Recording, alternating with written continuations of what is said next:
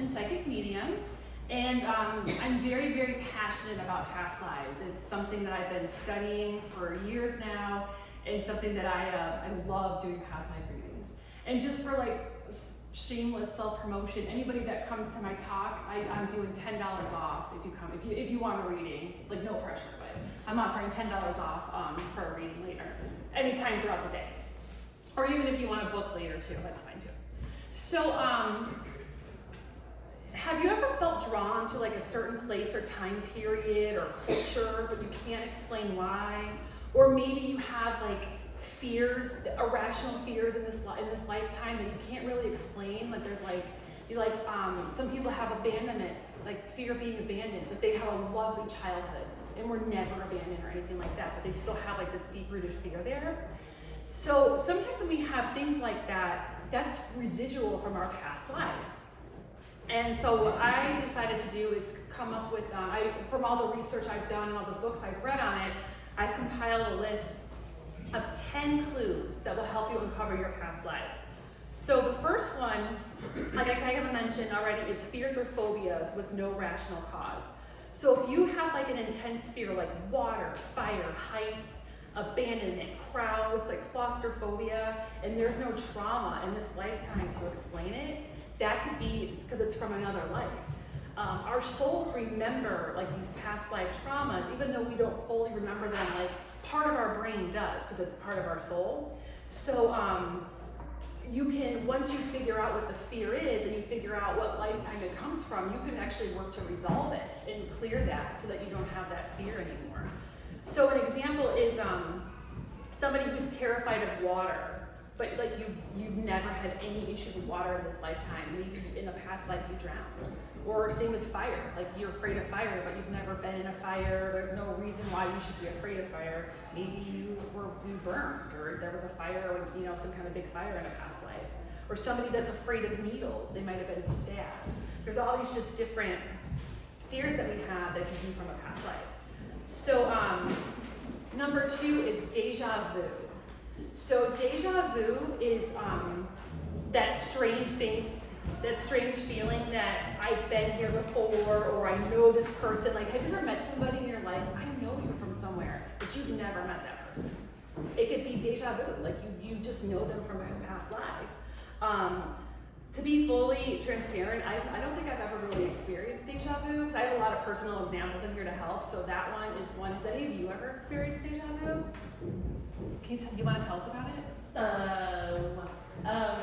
It's more like I'll be somewhere and it's like what's happening, or like it's like everything down to the core. Like I could be sitting in here like I've never been here before, but it feels so familiar, and you get that kind of weird feeling. Like everything from, it's almost to the point where you can predict what's about to happen. It's really weird. That's very cool. Yeah. I've never experienced that. I always wish I had. So I'm hoping someday. Yeah. Mine's like it's almost like I can swear I've seen this in a dream before. Yeah, like, a dream too. dreaming about it, but I can't remember what dream. Yeah. So that's probably, you could have dreamt it, or it could be past life. That could actually go both ways, because I haven't studied dreams extensively, but I know sometimes like we dream things and then they happen, or like, or certain parts of that.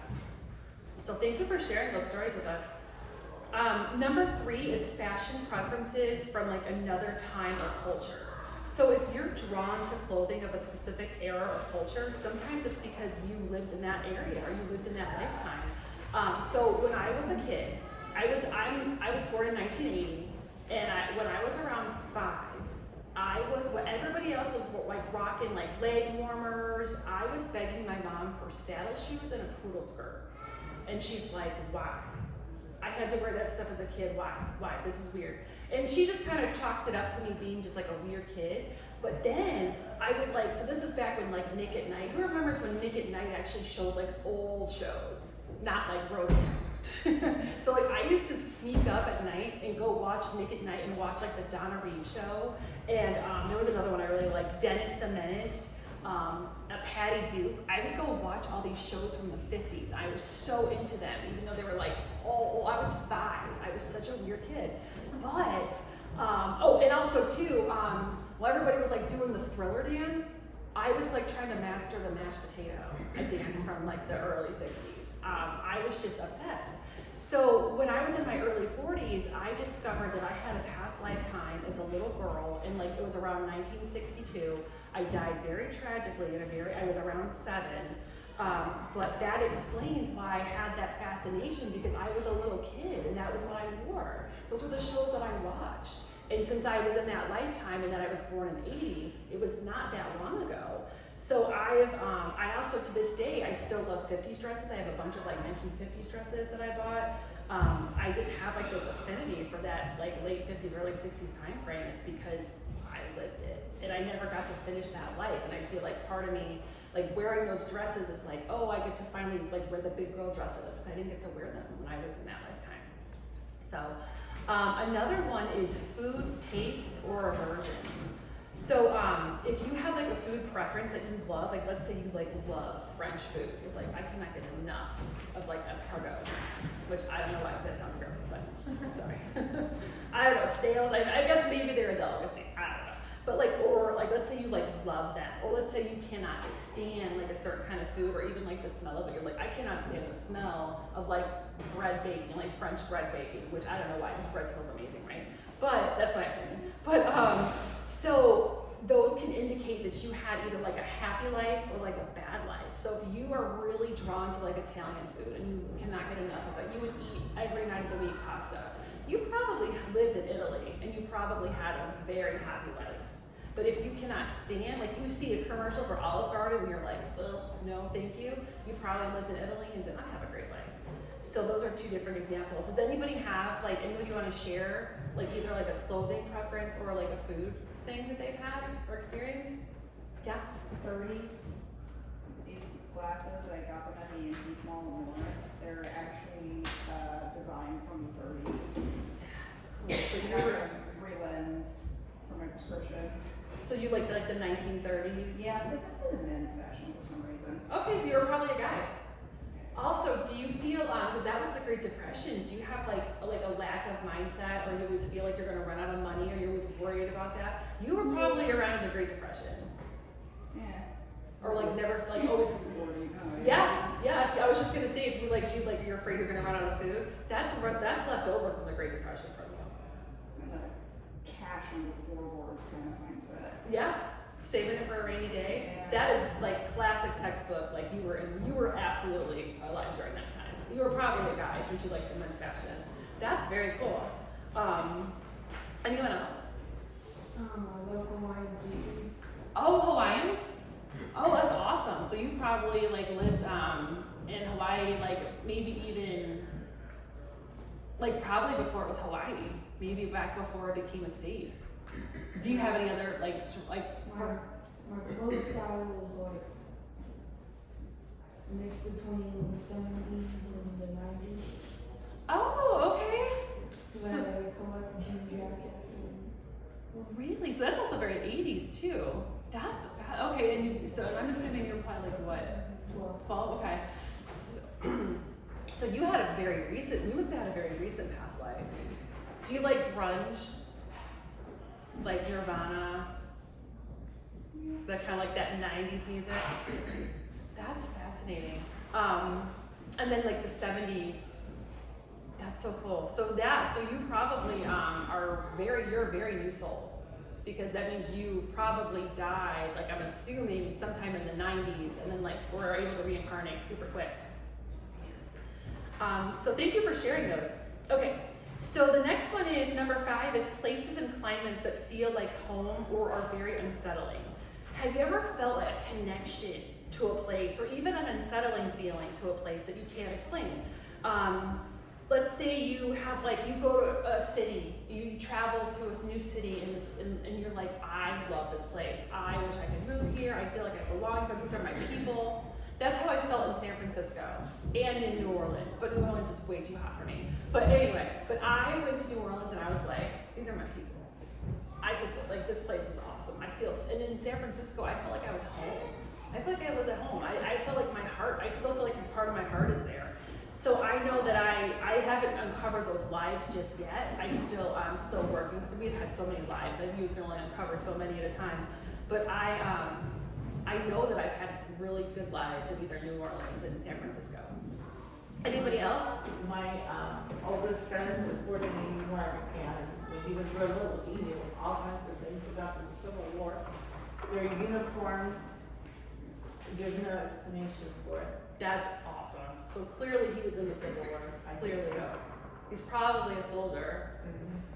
Does he have like is there anything else? Was he like really fascinated with the weapons? That's my dad. And so did his dad and his grandmother, so I didn't really attribute that to that, but he's still into weapons, guns and stuff, and knows, but even before he was 5, he knew about stuff that he shouldn't have known. That's so cool. I wonder if they were all together. If they were all in the Civil War together and they reincarnated together in this lifetime. They could be soul family. So that's when you know what soul family is?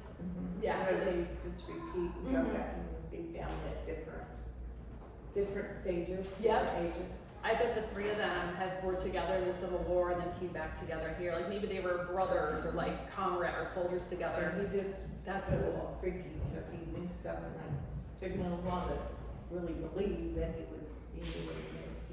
That is awesome. I have an example in here, but I might just tell you now. So my son is like obsessed with the Titanic. He's 9 now, but when he was little, he would watch all these videos on it. He could tell you like the number of bolts. I mean, he read them in books, but like what kind of like 5-year-old wants to memorize these facts about the Titanic? Like he was like, oh, this captain did this, and this is the captain that got the SOS. And then he'll tell me like how many kids lived and died. You know, in the 2nd class, so and so many kids, they survived, Mom, but these kids died. Like he's very fascinated with the Titanic, and he's also terrified of water. There is no doubt in my mind that my son was on that boat. I actually think he might have been, since he's so into like how the boat was made, I think he might have been like one of the engineers or crew members because he's so fascinated with like all like how it was built and all that stuff like that. But no doubt in my mind. Yeah. I do not like hospitals, but I want to be a law enforcement. You want to be what? Law enforcement. Okay. And you don't like hospitals? And no reason not to like hospitals? No reason for it? Like you've never really been in one or like I've been in one and I just don't like them. The smell and gotcha. like all the monitors and everything. So you could have been in one where like something bad happened. I wonder if there was like a life where maybe, I'm trying to think, because you mentioned something earlier that I thought was really fascinating. It left my brain, sorry. If I think about it, I'll come back to it. So yeah, I really felt drawn there. And then also there's architecture and like home design preferences. So are you drawn to like a certain type of home? For me, it is like, I love the Cape Cod homes. I used to live in the Boston area, but I love those Cape Cod homes and like those homes that like look like they were created in like the Revolutionary War times. And I also have this affinity for like English cottages, to the point where I watched this Hallmark show. It was like a 9-episode show and it took place in England and she lived in this little cottage. And I felt homesick while watching this show. I was like, I want to go to that home, that I want to be there. I'm like, I lived in England. I clearly lived in the countryside. I clearly had an English cottage. I mean, I just felt like homesick watching it. Anybody have like a home design preference they're really into, or one they don't like? I don't know if this quite counts, but I do feel sort of drawn to some like industrial abandoned buildings, like in Kansas City. Okay. Like from, I would say 1910s, 1920s or somewhere around there. I've always felt more comfortable in older homes around the Victorian era or 1910s. Okay. I wonder if you like grew up, I think you were an adult in the 30s, so I wonder if you actually grew up during that time, and maybe, I wonder if you were like one of those kids that had to work in a factory, that had to like work and get a job, and had to like work really hard. Like specifically the abandoned places always sort of drew me in. That is interesting. I'm trying to figure like what the connection with the abandoned is. especially Menningers. I don't know if you've heard of the Menningers. It's the abandoned hospital on the hill in Topeka, next to the governor's mansion. I used to walk up there on the hiking trail up there, and would just want to go in it and explore it. And I don't know, I just found the history of that place very fascinating. Built in the 1923, I want to say, 1924. You should talk to the ghost hunters here. Yeah. I wonder if there's like a paranormal thing. Yeah, I'm definitely going to. It might be more than past life. You might just be like sensing things that are there and you want to explore. That's really cool. So it could be both too. So yeah, if there's like a certain kind of architecture, it could be like you lived in that era. You had one of those homes. Especially if you look at it and you're like, God, I wish I had one of those. Like you feel like this aching for it. And there's also books, movies, and art that moves you. When we feel drawn to like historical novels or films, it's often because we lived during that time. And certain works of art, like if you look at like a Van Gogh painting and you just are like, wow, it just takes you to it takes you places. Maybe you lived during like the Van Gogh era, and that's a signal that you lived during he was in what, Netherlands? And you lived maybe you lived in that area too. So it can reveal like a lot of different things. I once had a client who loved Renaissance art, and so she sat down in front of me, and all of a sudden I just saw her like in the square in what's that big town in Italy? My brain is not working today. Not Milan, Florence. I saw her in like Florence where all the art is, and she's like, I'd been to that square when I was in high school, and I just saw her like standing in the middle of the square, and I was like, oh my gosh, you love like Italian Renaissance art. And are you going on a trip to Italy? And she's like, yeah, I'm saving up for one. I was like, that's because you lived there. You were there during the Renaissance. I don't know, I couldn't get whether she was like an artist, but she clearly had like an affinity to that area during that time. And me too, I used to love like staring at like the David. I was very captivated by that. So when I got to see it, it was really cool. So I'm pretty sure I was in Italy. And then all the Sistine Chapel and all that cool stuff. Another thing is birthmarks or scars. Sometimes these can be significant of events that happened in a past life. Like they can even indicate how you died or if you had like a surgery or something. So my son on his stomach, like right on his side, he has this birthmark and it looks like an arrowhead. We call it his goldfish. But I know that kid was like shot by an arrow. I don't know when, I haven't uncovered it just yet, but he totally was, like right in the stomach. I don't know what life it was. I don't know like where, but yes, absolutely. Anybody have like a weird like birthmark or a scar? I have one. I think it's a birthmark. It's right here, but I also have surgery right here too. Okay. So this is surgery, and then this is a birthmark right here. There might be some connection to your wrist. I don't know. I wonder if do you get like restricted on your wrist? Like do you hate if something's too tight on it or like? Oh yeah. I wonder if you were like a prisoner at one point and like were handcuffed or something or like bound at some point.